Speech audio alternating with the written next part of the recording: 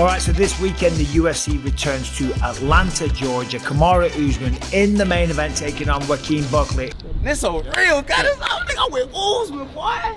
Usman's number 5, Buckley's number 7. The winner of this one potentially could be in line for a title fight if there wasn't such a logjam in the welterweight division. And of course, we've got a new champion. His name is Jack Della Maddalena. You've got Belal Muhammad at number 1, Sean Brady number 2 that just tapped out the former champion Leon Edwards. You'd think that he was in line for a title fight. The Shavkat Rakhmonov, who beat Ian Gary in a number 1 contender matchup, he's supposed to fight for the belt next, except he's not because Islam Makhachev has moved up from 155, vacated the belt, and he's moving up to 170, and he's going to fight Jack Della Maddalena sometime in the future. What do you think about that? I think it's a beautiful challenge, you know. He's pound for pound number 1. I'm going to get him back for Volk. Then you've got Leon Edwards, who just lost his belt, who was a great champion, and then Kamaru Usman sitting there at number 5. Normally, I would say somebody like Kamaru Usman, given the career that he's had, and given the fact that he is one of the greatest welterweights of all time, it's between him and George St. Pierre. Personally, I say George, but still, it's not an insult, it's a compliment. Kamaru Usman, if he could go out there and beat Joaquin Buckley, beat him in style, get it finished, make some noise on the microphone. I'm not impressed by your performance. You never know. Maybe the guy fights for the belt, but he's got absolutely no chance because, as I said,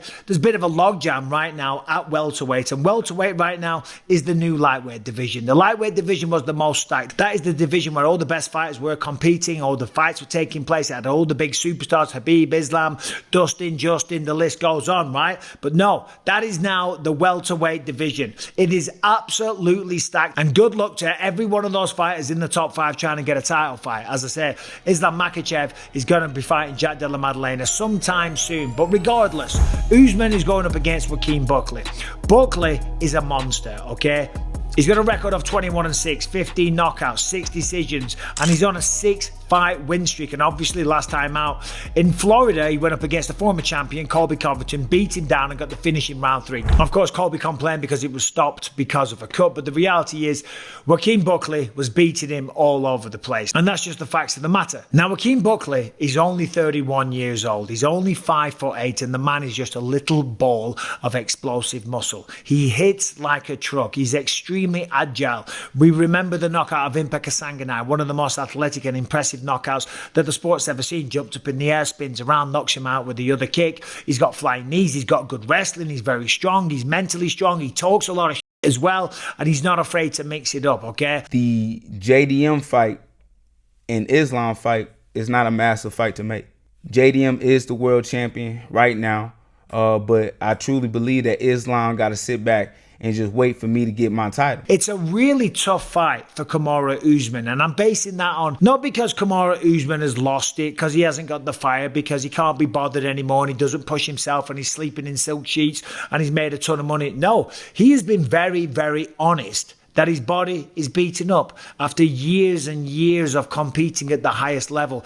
Kamaru Usman, for the last 7-8 years, he have to get 6-7 injections before fight week to be able to fight. Oh, wow. From wrestling as a kid and then coming through to mixed martial arts. The man is 38 years old, okay? And all that greatness comes at a price. His record is 20-4, and 3 of those losses are coming in his last 3 fights. Khamzat Chimaev, close fight to be fair, and then of course the 2 losses to Leon Edwards. Now we always say you don't have 2 peaks, okay? What goes up must come down. You don't go up, come down, and then go up again. It's very, very rare that we see that. I can't think, in fact, of a single time where a champion's lost a belt, lost a few fights, and then come back and become the champion again. If you can, let me know in the comment section. But right now, as I'm sitting here about to go off to a movie set, I can't think of one. If I'm wrong, let me know.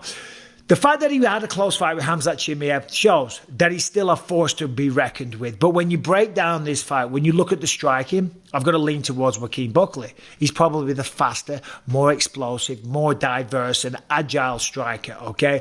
When you look at conditioning, the man's young, he's hungry. He wants what Kamaru Usman had. When you look at the two of them, obviously, Usman's had the longer career. He's made the money. He's had the career that Joaquin Buckley wants. And Joaquin Buckley wants the respect that Kamaru Usman has as well. So you know that Joaquin Buckley is pushing it every single day. He wants respect. He wants the money. He wants the adoration. He wants everything that comes with becoming champion of the world. Something that Kamaru Usman has had and still has for a very long time. Now, of course, you got to talk about the wrestling. Who's the better wrestler? Of course, Kamaru Usman is the better wrestler. But Joaquin Buckley, being only 5'8", that makes it problematic for a wrestler to shoot in and get at the legs. Of course, he's very stocky and he's well built and he's just covered in fast twitch muscle fiber. So I think he's going to have a real hard time catching him. He's going to have a hard time catching him on the feet. He's going to have a tough time taking him down and maybe an even harder time holding him down. I'm just saying that this is a tough one for Kamaru Usman, and I've got to lean towards Joaquin Buckley in this one. Of course, the only time Kamaru Usman's ever been knocked out was against Leon Edwards in Salt Lake City at UFC 278. Last round in a fight that Usman was dominating, but boom, he gets caught shin on chin, he hits the deck, and that was that, right? So the chin's fine. I don't know if Joaquin Buckley is going to knock out Kamaru Usman, but the fact that he's so young, he's so motivated, and he's still athletically in his prime, I think it's going to be a big problem for Kamaru Usman. But as I said earlier, regardless of who wins, I don't know if either of these men are going to fight for the belt anytime soon. In fact, they're not. We already know that Islam Makhachev is fighting Jack Della Maddalena. We're still waiting on that fight to be announced. Islam Makhachev is going to move up to the welterweight division to face Jack Della Maddalena. And by the way, it's not a given that Islam Makhachev is going to beat Jack Della Maddalena. It's going to be a really, really tough fight for Islam. Of course, he's going up to 170. Jack Della Maddalena just beat Bilal Muhammad, so you never know.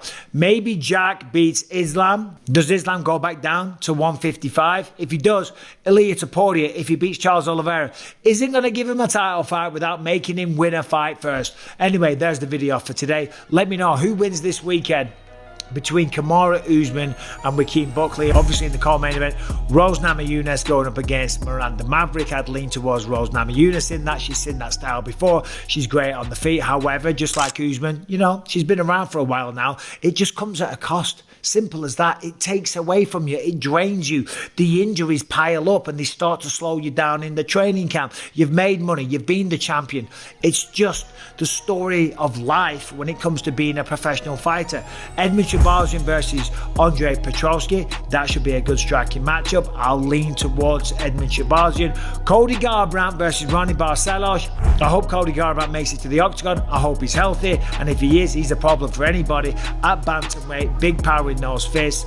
I think he wins by a knockout. Mansour Abdel Malik taking on Cody Brundage.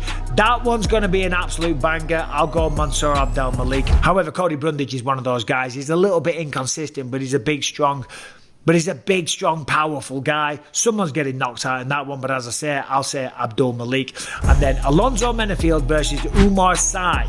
That's a tough one to call as well. We'll go with the Frenchman, Umar Sy, and there it is. Anyway, I gotta go. Thanks for watching. Subscribe, ring the bell. See you soon.